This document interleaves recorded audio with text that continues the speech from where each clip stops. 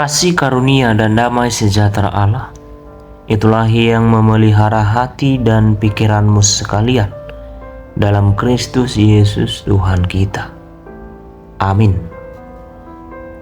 Saudara-saudari, marilah kita mendengarkan firman Tuhan yang terambil dari kitab 1 Petrus pasal 4 ayat 1 sampai dengan 3. Demikianlah firman Tuhan. Jadi karena Kristus telah menderita penderitaan badani, kamu pun harus juga mempersenjatai dirimu dengan pikiran yang demikian.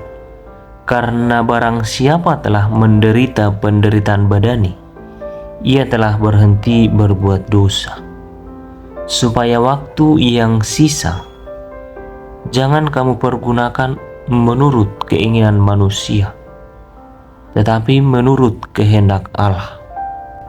Sebab telah cukup banyak waktu kamu pergunakan untuk melakukan kehendak orang-orang yang tidak mengenal Allah.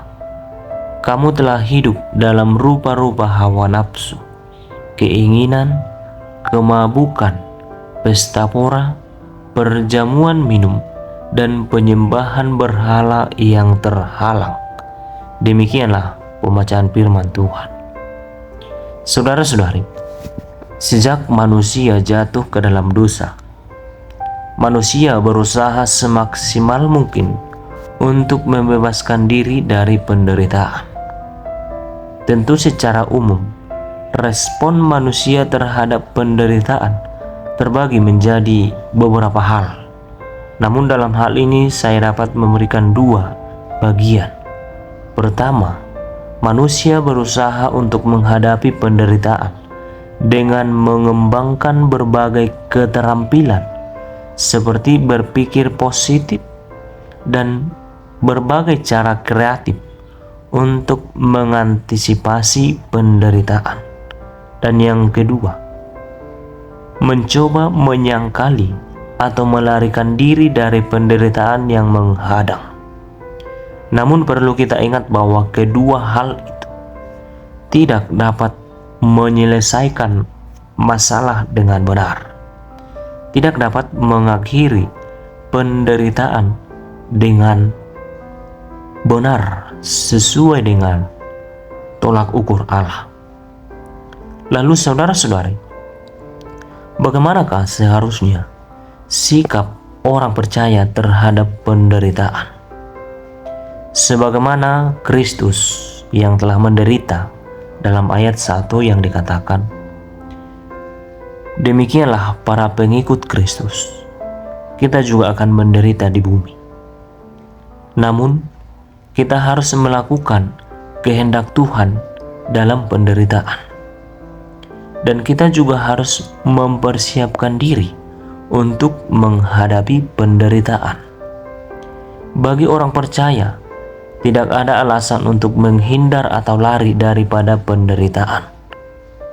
Melainkan, setiap orang percaya harus berjuang bersama dengan Kristus dalam penderitaan. Orang percaya perlu melihat penderitaan melalui perspektif ilahi. Penderitaan di mata dunia memang identik dengan kekalahan dan kegagalan, serta dianggap sebagai sesuatu hal yang memalukan atau kutuk. Namun bagi para pengikut Kristus, bahkan bagi para rasul, dengan ekstrim, Rasul Paulus mengatakan bahwa kematian merupakan sebuah keuntungan dan penderitaan adalah jalan ke pemurnian iman. Dalam firman Tuhan pada saat ini, Yesus berkata bahwa orang yang ingin mengikut Dia harus menyangkal diri dan memikul salib. Oleh sebab itu, orang percaya tidak perlu takut dan malu menderita karena menyaksikan nama Kristus, karena pemberitaan Injilnya. Allah telah menganugerahkan kita kehidupan yang abadi lewat kematian dan kebangkitan Yesus Kristus. Tentu dalam hal ini Yesus menderita. Karena itu tidaklah baik jikalau dalam hidup ini kita hanya ingin mendapatkan yang baik, yang nyaman, yang tenang sebagai orang yang mempercayai Kristus. Tetapi bagaimana Kristus mati dan bangkit, demikianlah kiranya kita juga mau ikut berjuang di dalam penderitaan dan bangkit mengalahkan penderitaan bersama dengan Kristus. Artinya, penderitaan kesusahan hidup harus kita berjuang di dalamnya bersama dengan Kristus. Sungguh Allah telah menganugerahkan kehidupan yang abadi lewat Yesus Kristus. Oleh karena itu, demikianlah juga kita harus semakin percaya dan semakin yakin bahwa iman jauh lebih tinggi di atas penderitaan. Jikalau di dalam penderitaan kita tetap berpengharapan teguh kepada Kristus, percayalah Allah akan memampukan kita. Lewat penderitaan dan kesusahan, Tuhan akan menguatkan kita, bahkan memurnikan iman kita. Dan yakinlah, setiap orang yang berjuang di dalam penderitaan, pada akhirnya Kristus akan memenangkan kita. Selagi kita masih hidup di dunia, penderitaan akan terus datang silih berganti. Namun yakin dan percayalah bahwa orang yang mendekatkan diri kepada Tuhan akan dapat berjuang melawan penderitaan.